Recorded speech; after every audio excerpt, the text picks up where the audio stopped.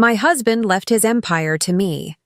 My stepson sued, claiming I was an uneducated housewife who manipulated him. He hired the city's top lawyer to destroy me. As I entered the courtroom, the opposing lawyer turned pale, dropped his briefcase, and bowed. "It's really you! I can't believe it!"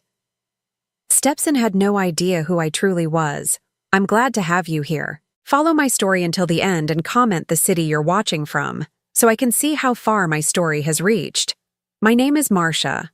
I'm 67 years old, and today I learned what it feels like to be called just a housewife in a courtroom full of strangers." The morning started like any other since Richard's death 6 months ago.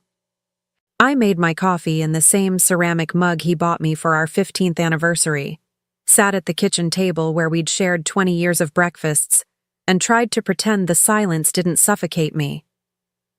The house felt too big now, too quiet, filled with memories that both comforted and tormented me. Then the doorbell rang. The young man in the cheap suit handed me an envelope with the kind of formal politeness that immediately put me on edge. "Mrs. Stone? Legal documents? You'll need to sign here." My hands trembled as I read the papers. Trevor, my stepson, was contesting Richard's will. According to the documents, I had manipulated his father into leaving me everything. The words undue influence jumped off the page like accusations. Gold digger. Opportunist. Took advantage of an elderly man's diminished capacity. I sank into Richard's old leather chair, the one where he used to read his evening newspaper, and felt the world shift beneath my feet. 20 years of marriage, 20 years of caring for this family, and this was how it ended. The courthouse smelled of old wood polish and broken dreams. I walked through those marble hallways in my simple navy dress, the same one I'd worn to Richard's funeral, clutching my small purse like a lifeline. Every step echoed in the vast space, making me feel smaller and more insignificant with each sound. Trevor was already there when I arrived, sitting at a polished mahogany table that probably cost more than most people's cars. He wore a charcoal suit that screamed money, his dark hair slicked back, and that familiar smirk I'd grown to despise over the years. Next to him sat his lawyer, Jonathan Pierce, whose reputation preceded him like a warning.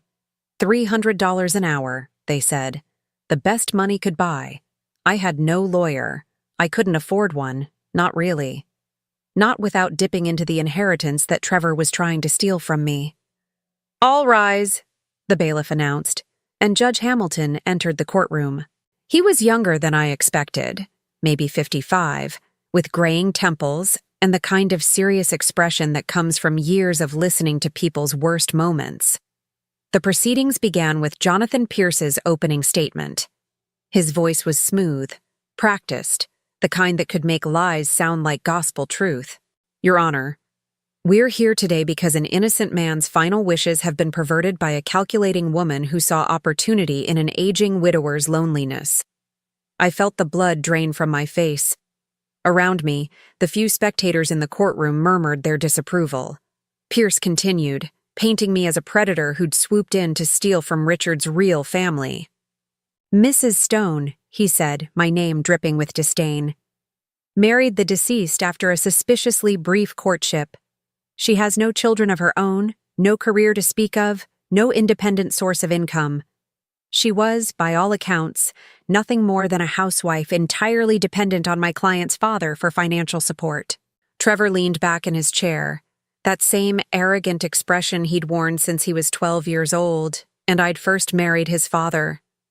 I remembered trying to bond with him then, making his favorite pancakes on Saturday mornings, helping with homework he didn't want help with, attending school plays where he pretended not to see me in the audience. "Furthermore," Pierce continued, "Mrs. Stone isolated the deceased from his son, poisoning their relationship and ensuring her position as sole beneficiary of an estate worth $8,500,000. The number hung in the air like an accusation. I'd never thought of Richard's money as mine. It was just there, like the air we breathed, the foundation that allowed us to live comfortably while I took care of him, of our home, of the life we'd built together. Judge Hamilton leaned forward. "And what evidence do you have of this alleged manipulation, Mr. Pierce?" "We have documentation showing that Mrs. Stone actively discouraged my client from visiting his father during the final years of his life. Phone records, witness statements from neighbors who observed her controlling behavior." I wanted to stand up and scream. Those discouraged visits were because Trevor only came around when he needed money. Those phone records showed me trying to reach Trevor when his father was dying, begging him to come home one last time. But how do you prove love? How do you demonstrate 20 years of caring for someone in a language the law understands? Pierce gestured toward me dismissively. "Your Honor, we're dealing with a classic case of elder abuse. A woman with no marketable skills, no education beyond high school, who latched onto a vulnerable man and systematically turned him against his only child." That's when Trevor spoke for the first time. "She is just a housewife," he laughed, the sound echoing off the courtroom walls like a slap. "Your Honor, look at her. She can barely manage her own finances, let alone understand the complexity of my father's estate. She probably doesn't even know what half those assets are worth." The courtroom fell silent except for Trevor's chuckling. Judge Hamilton's expression remained neutral, but something flickered in his eyes when he looked at me. "Mrs. Stone, do you have legal representation?" I stood slowly, my legs unsteady beneath me. "No, Your Honor. I'm representing myself." "I see." He made a note on his papers. "And what is your response to these allegations?" My throat felt dry as sandpaper. 20 years of morning coffee and evening wine, of birthday dinners and anniversary celebrations, of holding Richard's hand through 2 surgeries and countless doctor's appointments. How do you compress a life into legal terminology? Your Honor, I loved my husband. Everything I did was to take care of him, to make him happy. I never asked for his money. I never even wanted it. Trevor snorted. Right. That's why you married a man 23 years older than you. I married Richard because he was kind, I said, my voice growing stronger despite the tremor in my hands. Because he treated me with respect. Because after my first marriage ended, he showed me what real love looked like. Pierce shuffled through his papers. Your Honor, we can produce witnesses who will testify that Mrs. Stone frequently made comments about inheriting the deceased's wealth. Her own neighbor heard her discussing the will just weeks before his death. Mrs. Chen. My stomach dropped. She'd caught me crying on the front porch after Richard's diagnosis, when the doctor told us he had maybe 6 months. I'd been terrified, not of losing the money, but of losing him, of being alone again. But how would that sound in a courtroom? Judge Hamilton glanced at his watch. We'll adjourn for today and reconvene tomorrow morning at 9 o'clock. Mrs. Stone, I strongly advise you to consider obtaining legal counsel. As the courtroom emptied, I remained seated, watching Trevor and Pierce shake hands and laugh about something I couldn't hear. The weight of the day pressed down on me like a physical force. I'd been dismissed, diminished, reduced to nothing more than a gold-digging housewife in a cheap dress. But as I finally stood to leave, something inside me began to stir. Something that had been sleeping for 20 years, buried beneath casseroles and PTA meetings and anniversary parties.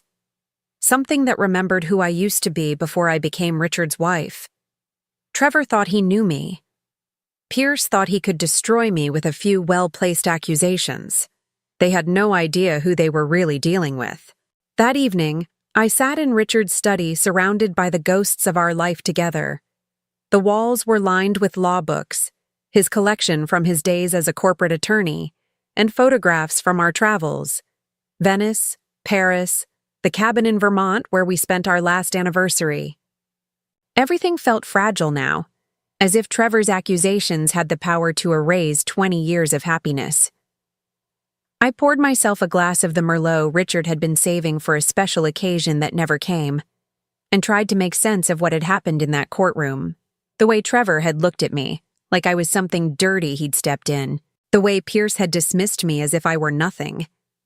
Just a housewife, I whispered to the empty room, and the words tasted bitter. But I wasn't always just a housewife, was I? My fingers traced the spines of those law books, remembering when I'd had my own collection. When I'd worn power suits instead of aprons. When people stood when I entered a room. That life felt like a dream now, buried so deeply I sometimes wondered if I'd imagined it all. The phone rang, startling me from my thoughts. The caller ID showed a number I didn't recognize, but I answered anyway. Mrs. Stone, this is Jennifer Walsh from Channel 7 News. I understand you're involved in a high-profile inheritance dispute. Would you be willing to comment on the allegations that you manipulated your late husband? I hung up without a word, but the phone rang again immediately. Then again. By the fourth call, I disconnected it entirely. Somehow, word had gotten out. Tomorrow, I'd probably see my face on the morning news, portrayed as the wicked stepmother who'd stolen a dying man's fortune. I climbed the stairs to our bedroom, my bedroom now, and caught sight of myself in the mirror. Gray hair pulled back in a simple bun, face lined with years of laughter and worry, wearing the same style of modest dress I'd worn for the past 2 decades. I looked exactly like what Trevor had called me, just a housewife. But as I opened the jewelry box on my dresser to put away my wedding ring for the night, my fingers found something else. Hidden beneath the velvet lining was a small key I'd forgotten about. The key to Richard's desk drawer, the one he'd always kept locked. For emergencies, he'd said when he gave it to me years ago. When you need to remember who you really are. I'd never understood what he meant. Until now. Back in the study, my hands trembling with something between fear and anticipation, I slid the key into the lock. The drawer opened with a soft click, revealing a manila folder marked Marcia Personal. Inside were documents I hadn't seen in 20 years. My law degree from Harvard, summa cum laude. Newspaper clippings from my early career. A photograph of me being sworn in as the youngest Superior Court judge in the state's history. Letters of recommendation from legal giants whose names still carried weight in courtrooms across the country. And at the bottom of the pile, a handwritten note from Richard. My dearest Marcia, I know you sacrificed everything to build a life with me, but your talents were never wasted. They were just sleeping, waiting for the day you'd need them again. You are the strongest, most brilliant woman I've ever known. Don't let anyone, not even our son, convince you otherwise. All my love, Richard. The tears came then, hot and overwhelming. Richard had known. He'd always known who I really was, what I'd given up for love, and he'd protected that secret, kept it safe until I was ready to reclaim it. I'd been Judge Margaret Stone for 15 years before I became Mrs. Richard Stone. I'd presided over complex civil cases, corporate litigation, criminal trials that made headlines. I'd earned a reputation as the Iron Judge, brilliant, incorruptible, feared by lawyers who came unprepared to my courtroom. But when I met Richard at a charity gala in 2003, something shifted. He was recently widowed, struggling to raise 12-year-old Trevor alone. He didn't know who I was professionally. To him, I was just Marcia, the woman who made him laugh for the first time since his wife's death. For the first time in my career, I'd found something more important than the law. A man who loved me for who I was, not what I'd achieved. A broken family that needed healing. A chance to be someone's wife. Maybe even someone's mother. So, I'd made a choice.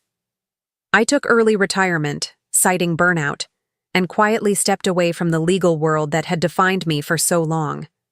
I became Mrs. Richard Stone, stepmother to a grieving boy who resented my presence, but desperately needed stability. 20 years of PTA meetings and school plays and family dinners. 20 years of being the woman behind the successful man, supporting Richard's career while mine became a footnote in legal journals. I'd told myself it was worth it, that love was worth any sacrifice. But as I sat in that study, surrounded by the evidence of who I used to be, I realized something had been burning inside me all day. Not just anger at Trevor's accusations, but something fiercer. Something that remembered what it felt like to command a courtroom, to make lawyers twice my age scramble for precedents they couldn't find. I pulled out my laptop. Richard had insisted I learn to use it, though I'd mostly stuck to email and online shopping, and did something I hadn't done in 20 years. I researched case law, inheritance disputes, undue influence, burden of proof.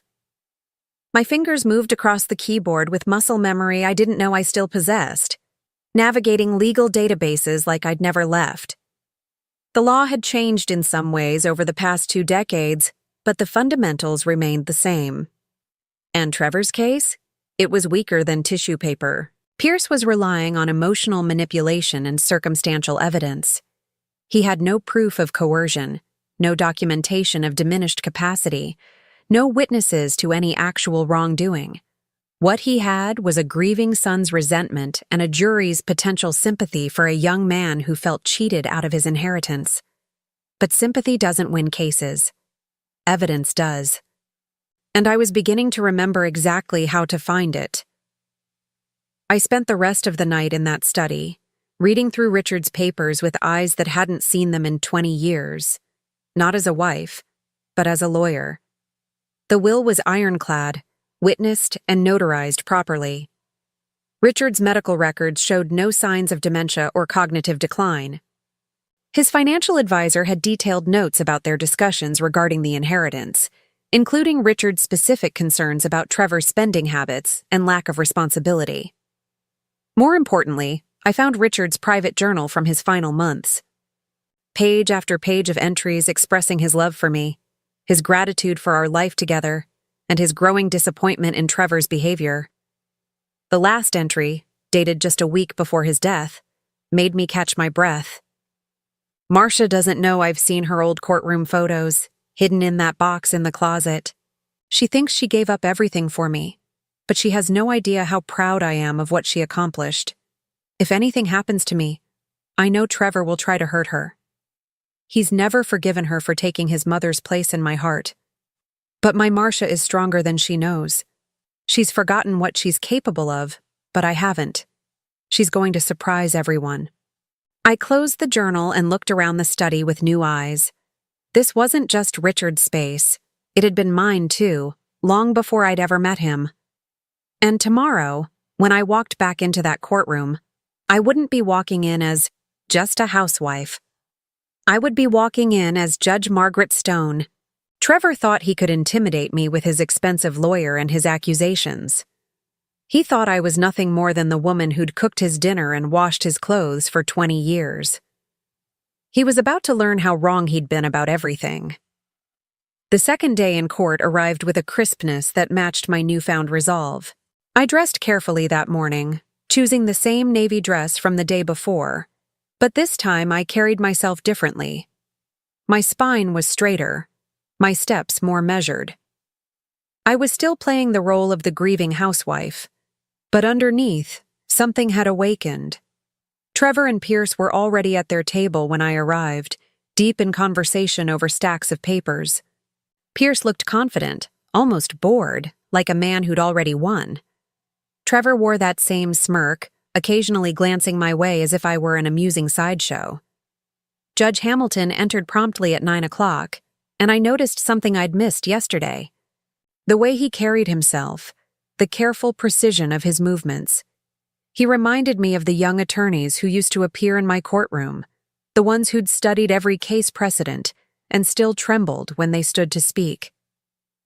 "Mr. Pierce," Judge Hamilton said, "you may call your first witness." "Thank you, Your Honor. I'd like to call Mrs. Elizabeth Chen to the stand."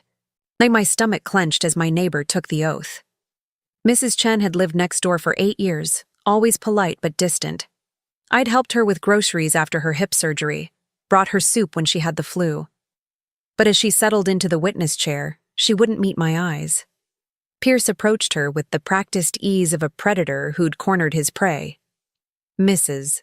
Chen, how well did you know the deceased, Richard Stone?" "Pretty well. He was a good neighbor. Very kind man." "And his relationship with his son, Trevor?" Mrs. Chen shifted uncomfortably. "Well, I didn't see Trevor visit very often in the last few years." Did Mrs. Stone ever discuss this with you?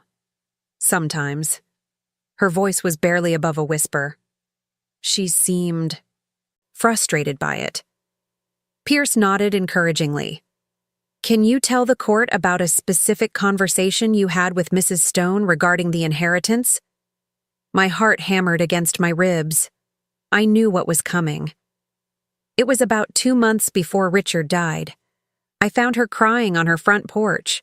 She was upset about his diagnosis, the cancer, you know. And she said, Mrs. Chen paused, glancing at me with what looked like guilt. She said she was scared of what would happen to her when he was gone, that she'd given up everything for him, and Trevor would probably try to take it all away from her. The courtroom was dead silent. Pierce let the words hang in the air like smoke. Did she mention the will specifically? She said Richard had promised to take care of her, but she was worried Trevor wouldn't honor that promise. Pierce smiled. No further questions. Judge Hamilton looked at me. Mrs. Stone, do you wish to cross-examine the witness? I stood slowly, my legs steadier than they'd been yesterday. Something was stirring in my chest.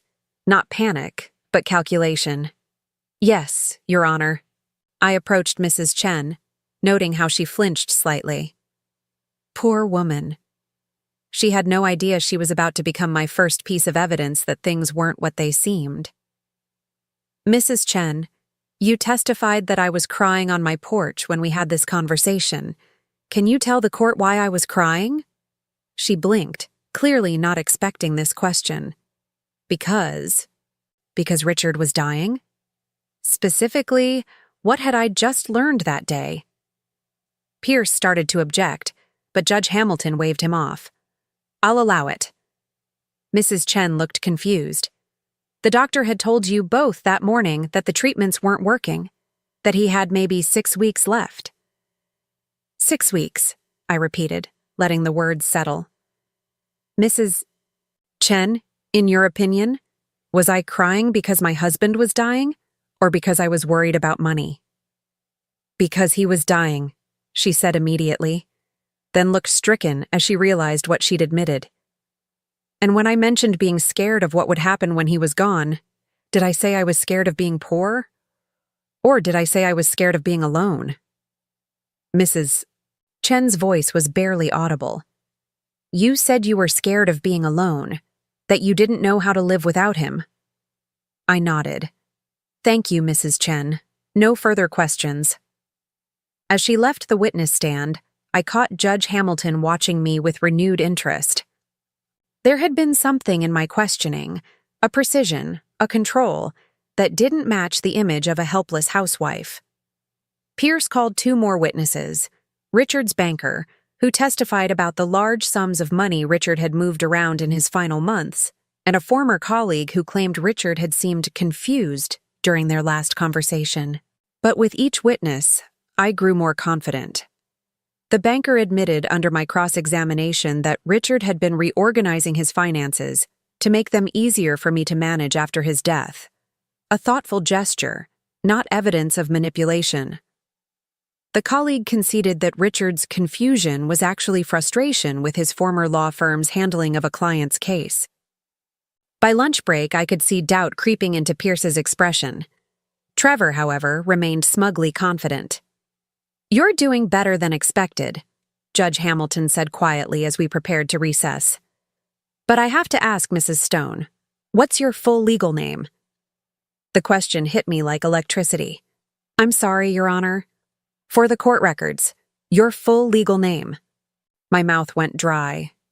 This was it, the moment I'd been both dreading and anticipating. Margaret Stone, Your Honor, but I go by Marcia. Judge Hamilton's pen froze over his notepad. His eyes snapped up to mine, and I saw the exact moment recognition dawned. Margaret Stone, he repeated slowly. As in, Judge Margaret Stone? The courtroom went deadly silent. Trevor's head whipped around to stare at me. Pierce's confident expression cracked like thin ice. I was Judge Margaret Stone, I said quietly. I retired 20 years ago. Trevor shot to his feet. What? That's impossible. You're just a housewife, I finished for him. Yes, I heard you yesterday. Pierce was frantically whispering to Trevor, both of them looking like they'd seen a ghost.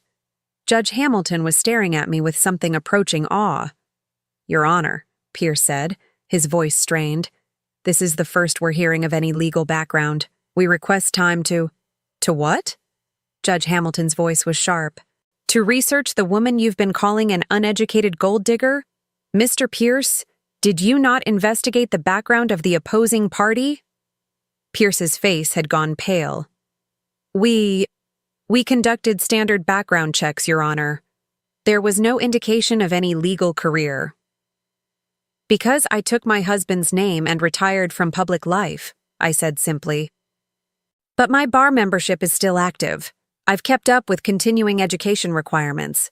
I am, in fact, qualified to represent myself in this matter. The weight of what was happening began to settle over the courtroom. Trevor looked like he was about to be sick. Pierce was shuffling through papers as if he could find some magic solution to the disaster unfolding before him.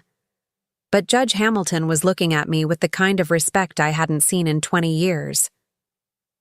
Judge Stone, he said formally. I had the honor of appearing before your court several times as a young attorney. You were formidable. A small smile tugged at my lips. I tried to be fair, Your Honor. You were both fair and brilliant. He turned to Pierce. Mr. Pierce, I suggest you use the lunch recess to reconsider your strategy. Court will reconvene at 2 o'clock. As the courtroom emptied, I remained seated, feeling the transformation that was taking place inside me. The mask I'd worn for 20 years was beginning to slip, and underneath, Judge Margaret Stone was waking up.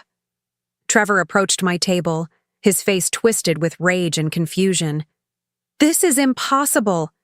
You can't be a judge. Judges don't just become housewives. I looked up at him, really looked at him, for the first time in years. Not as his stepmother, not as the woman who'd tried so hard to earn his love, but as the judge who'd spent 15 years sizing up liars and manipulators. Some of us, I said quietly, chose love over power, Trevor. But that doesn't mean we forgot how to fight when we need to. His mouth opened and closed like a fish gasping for air.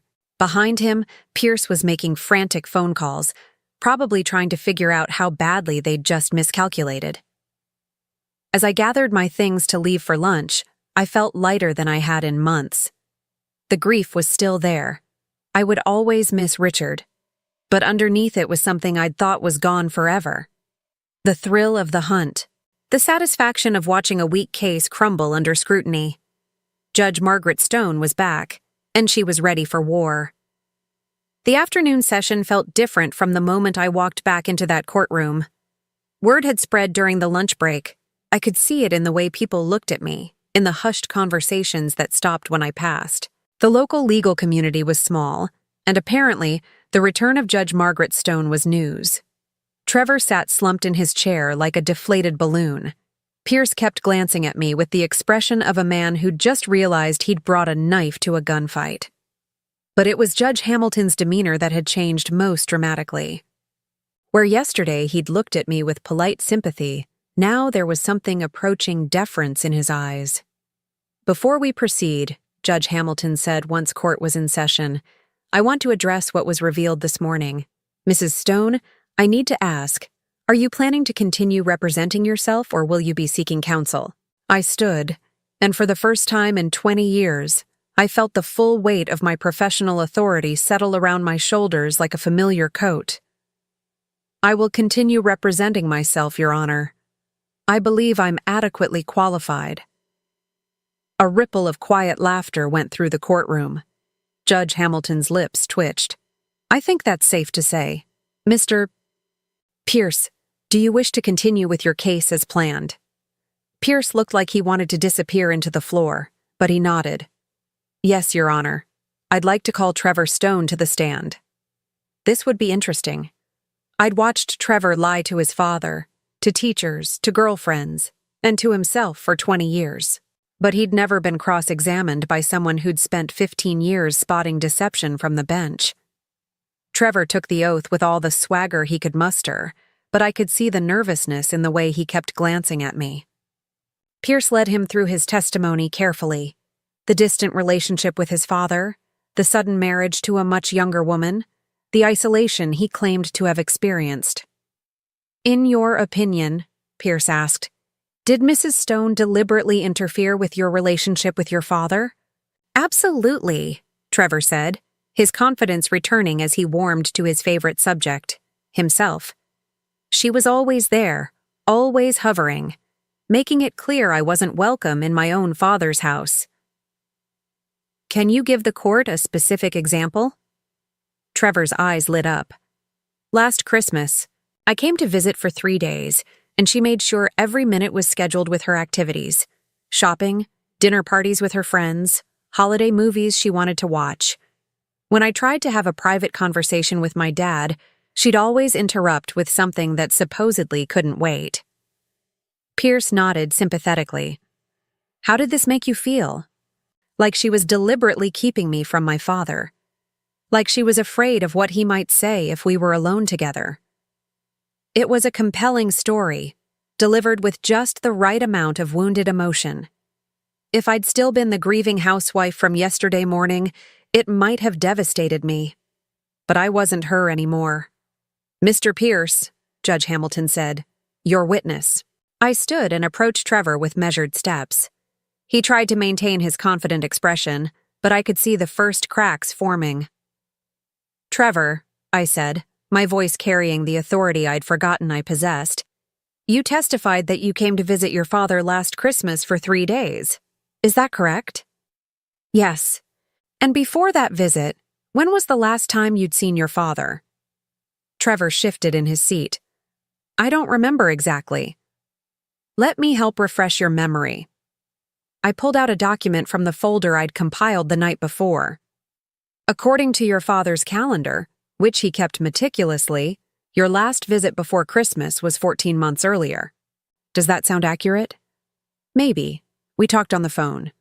"How often?" Another shift. "Regularly." "Trevor, I'm going to show you your father's phone records, which are part of his estate documents." I handed him a paper.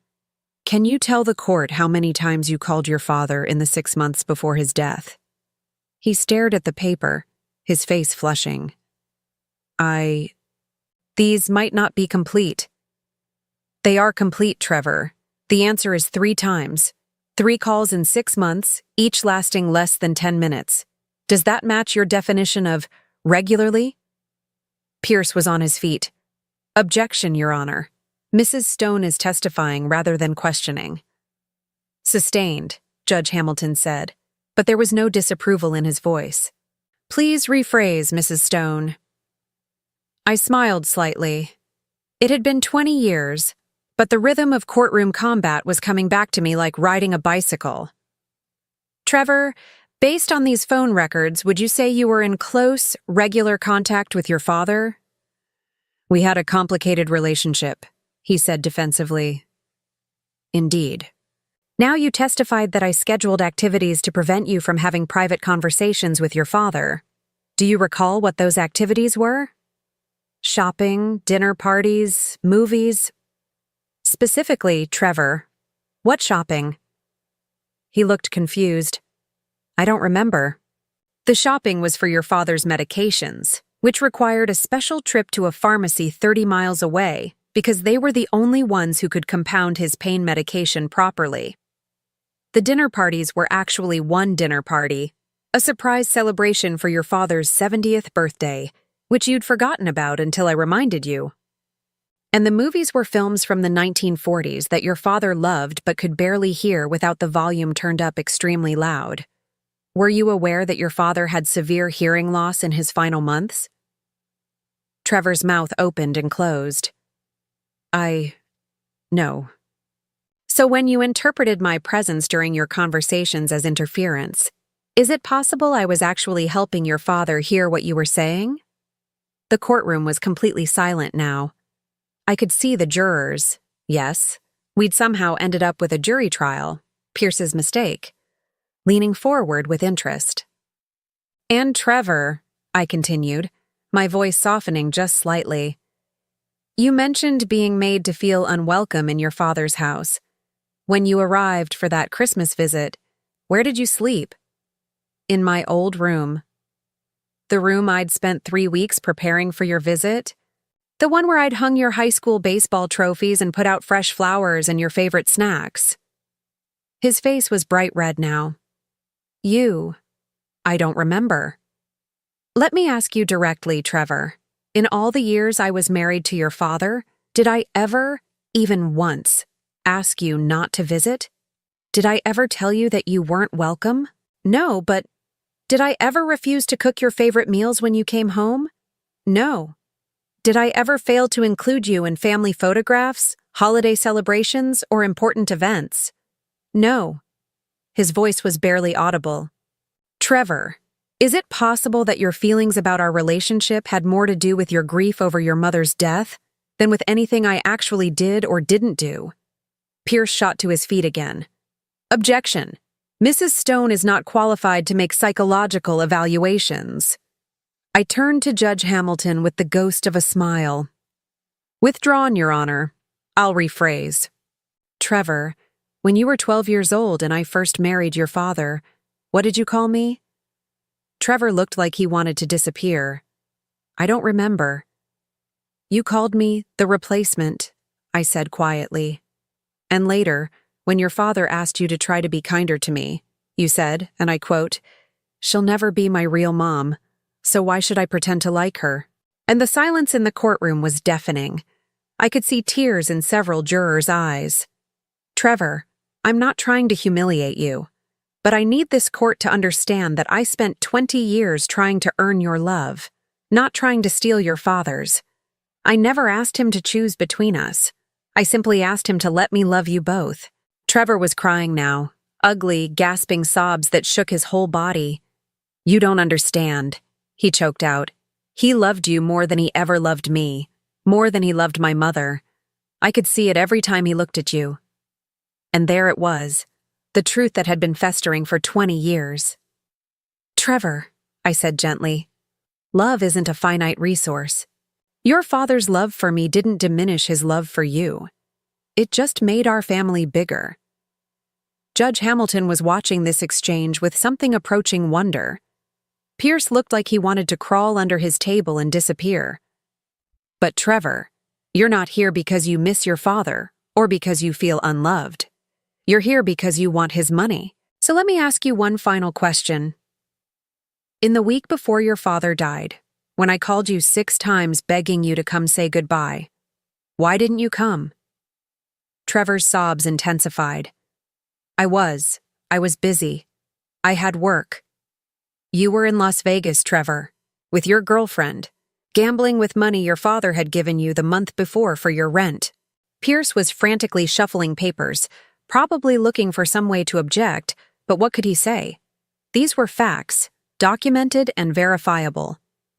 While your father was dying, asking for you every day, wondering why his son wouldn't come home, you were at poker tables losing the last money he would ever give you. I let that settle for a moment, watching the jury absorb the full weight of what they were hearing. So when you stand before this court and claim that I manipulated your father, that I stole your inheritance, that I turned him against you, I want you to remember that you did all of that yourself. I just loved him enough to hold his hand while he waited for a son who never came home. Trevor collapsed completely, his whole body shaking with the force of his grief and shame. Judge Hamilton called for a brief recess, but the damage was done. As the courtroom emptied, Pierce approached my table with the look of a man facing his own execution. Judge Stone, he said quietly, I think we may need to discuss a settlement. I looked up at him with the cold precision that had once made seasoned attorneys break into nervous sweats. Mr. Pierce, 24 hours ago you called me an uneducated housewife who manipulated a dying man. You questioned my intelligence, my integrity, and my right to be loved. Now you want to settle? He swallowed hard.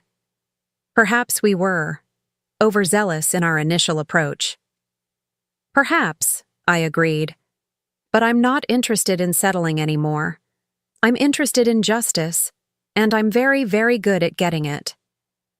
As Pierce walked away, I felt the last vestiges of the grieving housewife fall away completely. Judge Margaret Stone had returned, and she was ready to finish what they'd started. The next morning brought an unseasonable chill to the courthouse steps, but I felt warmer than I had in months. Word of yesterday's revelation had spread through the legal community overnight. As I walked through the marble hallways, I caught whispered conversations that stopped when I passed, respectful nods from attorneys I didn't recognize, and something I hadn't experienced in 20 years, the electric atmosphere that surrounds a courtroom legend.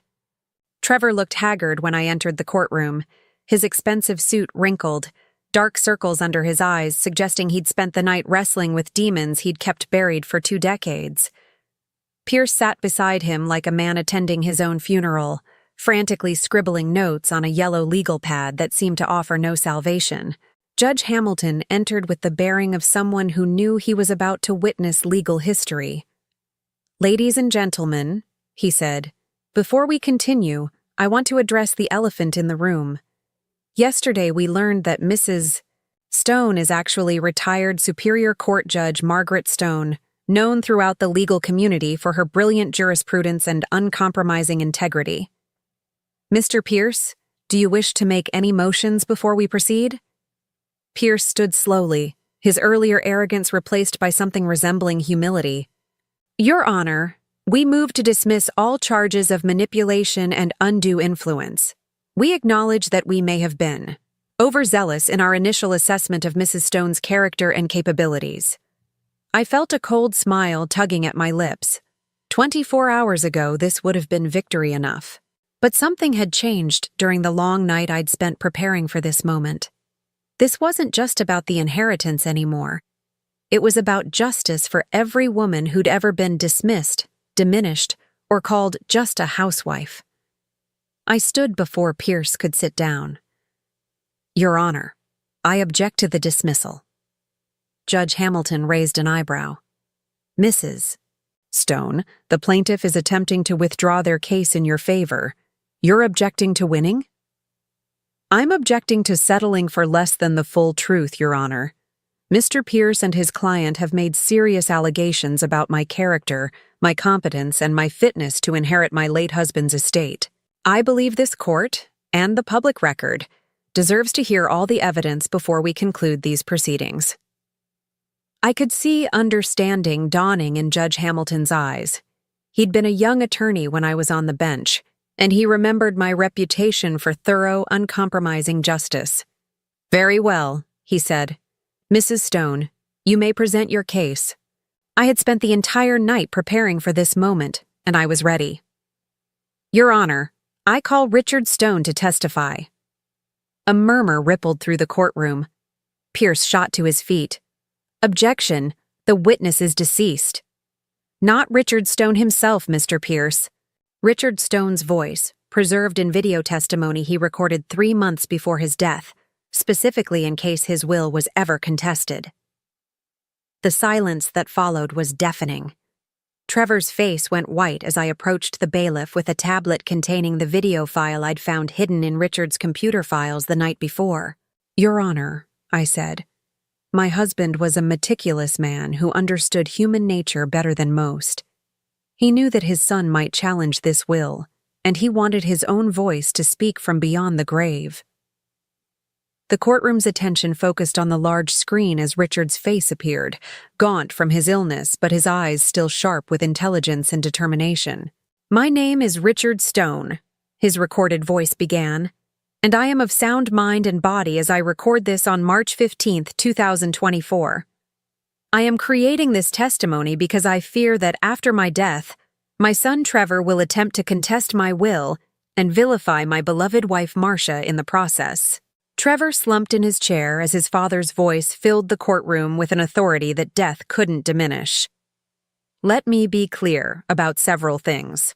First, I was never manipulated, coerced, or unduly influenced by Marcia. Every decision I made regarding my estate was mine alone, made with full knowledge of my son's character and behavior patterns that I observed over 35 years of his life." Richard's image leaned forward slightly, his gaze seeming to look directly at Trevor through the screen. Trevor, if you're watching this, I want you to know that I loved you. I always loved you. But love doesn't blind a parent to their child's failings. You are irresponsible with money. I've bailed you out of debt 17 times in the past 10 years. You are unable to maintain steady employment despite every advantage I've given you. And most painfully, you have shown nothing but contempt for the woman who tried to love you like her own son. I watched Trevor's face crumble as 20 years of denial crashed down around him. Marcia sacrificed more for our family than you'll ever understand, Richard continued. She was Judge Margaret Stone, one of the most respected jurists in this state's history. She gave up a career that most lawyers only dream of because she loved me and wanted to build a life with us. She cooked your meals, attended your games, helped with your homework, and endured your cruelty with patience I didn't deserve.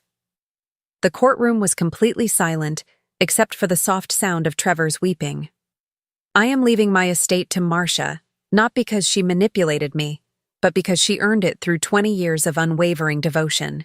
She nursed me through 2 surgeries, held my hand through chemotherapy, and never once complained about the burden I became in my final months. She deserves every penny, and she deserves to live her remaining years in the comfort and security that her sacrifices have earned. Richard's voice softened slightly.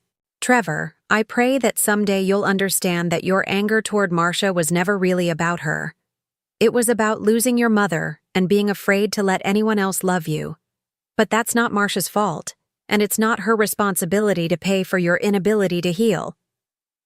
The video ended, leaving the courtroom in stunned silence. I could see jurors wiping their eyes, court reporters looking shaken, even the bailiff standing a little straighter out of respect for what they'd just witnessed. Judge Hamilton cleared his throat. Mr. Pierce, do you wish to cross-examine this testimony?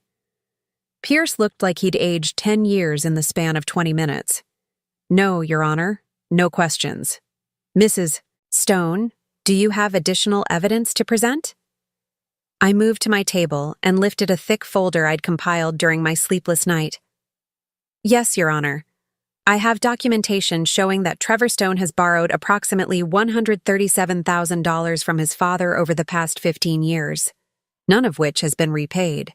I have records showing that he was asked to leave 3 different jobs for excessive absences and unprofessional conduct. And I have witnesses who can testify to his pattern of appearing at his father's home only when he needed money. I paused, letting the weight of evidence settle over the courtroom like dust after an explosion. But more importantly, Your Honor, I have this. I held up Richard's private journal, the one I'd found in his locked drawer. My husband's personal thoughts and feelings about his relationship with his son, recorded over the final year of his life. Thoughts that show not manipulation, but heartbreak. Not undue influence, but a father's desperate hope that his son would someday grow into the man he'd raised him to be. Trevor was openly sobbing now, his shoulders shaking with the force of 20 years' worth of suppressed grief and guilt.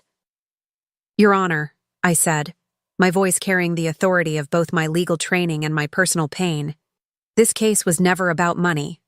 It was about a young man who couldn't accept that his father loved his stepmother, not instead of him, but alongside him. It was about grief turned to greed, and entitlement masquerading as injustice. I turned to face Trevor directly. I tried to love you for 20 years, Trevor. I failed, but not for lack of trying. Your father left me his estate because he knew I would honor his memory and protect what he built. You're challenging that not because you were wronged, but because you feel wronged. And there's a difference. Judge Hamilton leaned forward. Mrs. Stone, what are you asking this court to do? I took a deep breath, feeling the full weight of my professional authority settling around me like armor. I'm asking this court to uphold Richard Stone's will in its entirety. I'm asking for a judgment that removes any cloud from my inheritance. And I'm asking that Trevor Stone be ordered to repay the $137,000 he borrowed from his father's estate over the years, with appropriate interest. The gasp that went up from the courtroom was audible. Pierce shot to his feet. Your Honor, that's not part of this case. It is now, I said calmly. Trevor opened this door when he claimed I was financially exploiting his father. I'm simply asking for an accounting of all financial exploitation that occurred in this family. Judge Hamilton looked at Trevor with something approaching pity. Mr. Stone, how do you respond to these allegations? Trevor could barely speak through his tears. I don't have that kind of money. I can't pay it back. Then perhaps, I said quietly, you shouldn't have borrowed it in the first place. The silence that followed felt like the end of the world, and in many ways it was. The end of Trevor's world of entitlement and denial, the end of his fantasy that he was the wronged party in this family's story. Judge Hamilton spent several minutes reviewing his notes before he spoke. When he finally looked up, his expression was grave. Ladies and gentlemen of the jury, he said, you've heard extraordinary testimony today, but based on the evidence presented, I'm prepared to issue a directed verdict in this matter. He turned to Trevor and Pierce with the kind of stern authority that had once made me proud to be part of the legal profession. The allegations of undue influence and manipulation are not only unfounded, they are insulting to the memory of Richard Stone and deeply harmful to his widow's reputation. Mrs. Stone has proven beyond any shadow of a doubt that she is not only competent to inherit her husband's estate, but deserving of it through 2 decades of devotion and sacrifice. His gaze shifted to me, and I saw respect there. The kind of respect one legal professional shows another. Furthermore, the evidence of financial irresponsibility and emotional manipulation on the part of Trevor Stone is overwhelming. I find in favor of Mrs. Stone on all counts, and I order Trevor Stone to repay the $137,000 in loans, plus interest calculated at the current federal rate. Trevor's world was ending, but mine was just beginning again. Judge Margaret Stone was back, and justice had been served. 6 months after the trial, I stood in my new law office, looking out at the city skyline through floor-to-ceiling windows. The brass nameplate on my door read, Margaret Stone, Attorney at Law. It felt right in a way nothing had felt right in 20 years. The inheritance case had made headlines throughout the legal community, not just for the dramatic courtroom revelation, but for what happened afterward. Within weeks of the verdict, I'd received dozens of calls from women in similar situations. Widows whose stepchildren were contesting wills, wives whose families dismissed them as just housewives, women who'd sacrificed careers for love and found themselves fighting for respect in their later years. I'd started taking cases again, slowly at first. Pro bono work for women who couldn't afford the kind of high-powered attorneys their opponents could hire. Word spread quickly through the community that Judge Margaret Stone was back, and she was fighting for the underestimated and overlooked. My secretary knocked gently on the door. Mrs. Stone, your 3:00 appointment is here. Send her in, please. The woman who entered was in her early 60s, well-dressed but nervous, clutching her purse like a shield. I recognized the look immediately. It was the same expression I'd worn walking into that courtroom 6 months ago. Mrs. Morrison, please, have a seat. She settled into the chair across from my desk, her hands trembling slightly. I'm not sure you can help me, Mrs. Stone. My situation is complicated. I leaned back in my chair, studying her face. Mrs. Morrison, I've learned that the most complicated situations often have the simplest solutions. Tell me what's happening. My husband died 3 months ago. We were married for 18 years. His second marriage, my first. His children from his first marriage are claiming I brainwashed him into changing his will. They're saying I'm just a gold digger who married an older man for his money. The familiar story settled over me like an old song I'd heard too many times. And what's the truth?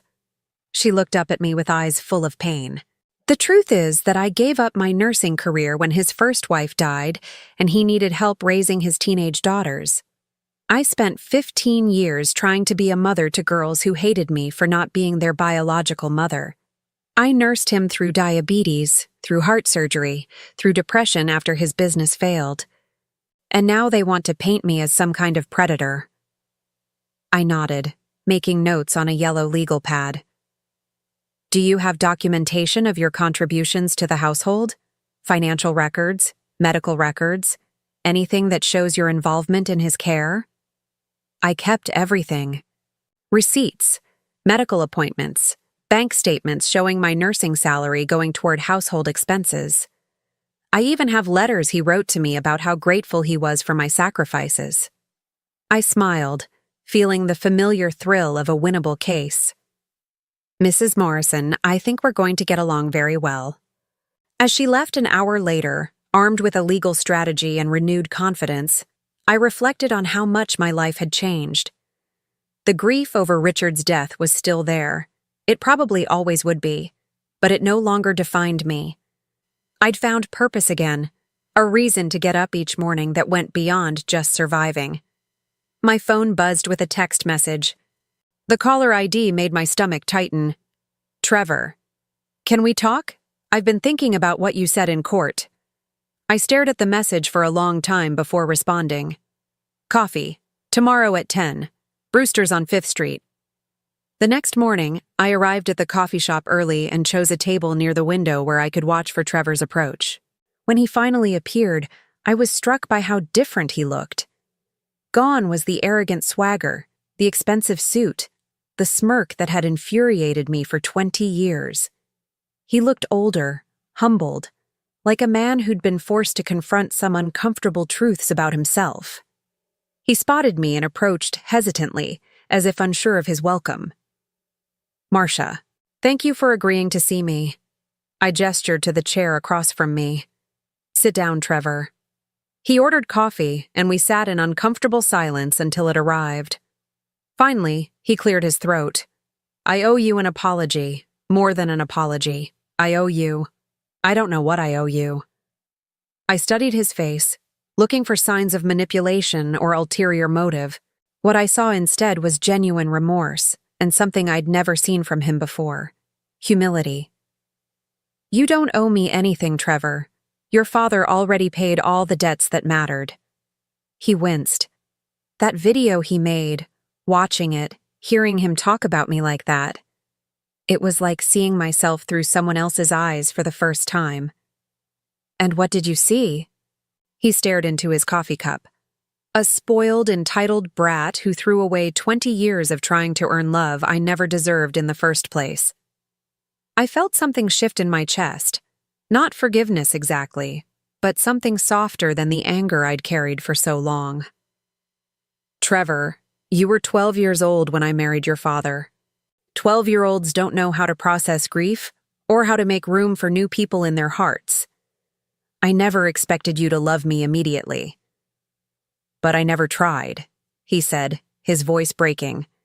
Not once in 20 years did I ever really try.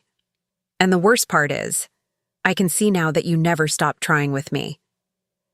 We sat in silence for several minutes. Outside the window, life in the city continued its normal rhythm. People hurrying to work, couples holding hands, the endless dance of human connection and disconnection. What happens now? He asked finally. I took a sip of my coffee, considering the question. Now you figure out who you want to be going forward. The trust fund your father established will give you $24,000 a year for life.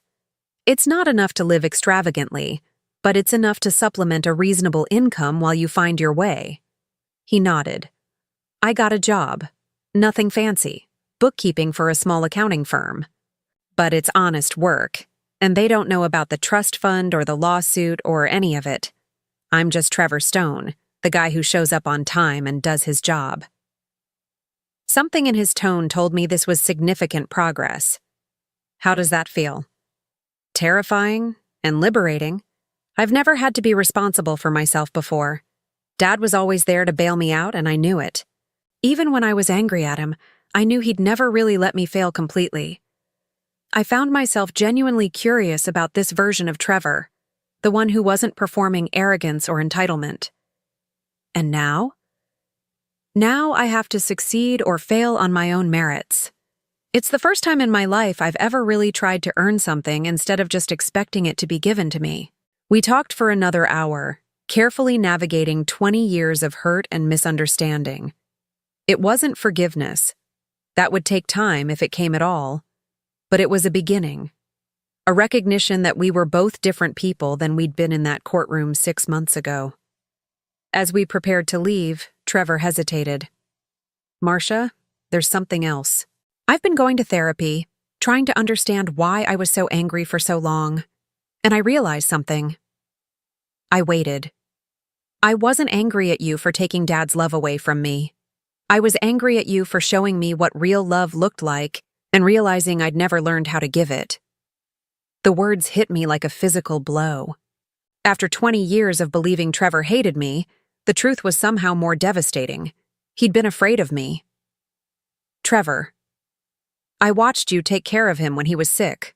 I watched you put his needs first, always. I watched you sacrifice things you wanted for things we needed. And I knew I wasn't capable of that kind of selflessness. It made me feel small and selfish, and instead of trying to grow into someone better, I just resented you for being everything I wasn't. I felt tears pricking at my eyes. You were a child, Trevor. You weren't supposed to know how to love like that yet. But I'm not a child anymore. And if there's any chance at all, that we could figure out how to be a family, even this late, even after everything I've done, I'd like to try. I looked at this man who'd been my stepson for 20 years, but had never really been my family, and I saw something I'd never seen before. Genuine vulnerability. Genuine desire to change. It would take time, I said carefully. There's a lot of hurt to work through. I have time, and if you're willing, I'd like to start with getting to know the woman who was important enough for my father to change his entire will to protect. I stood to leave, slinging my purse over my shoulder. At the door, I turned back. Trevor, your father loved you. He never stopped loving you. Not even when he was disappointed in you. I hope you know that. His eyes filled with tears. I'm starting to.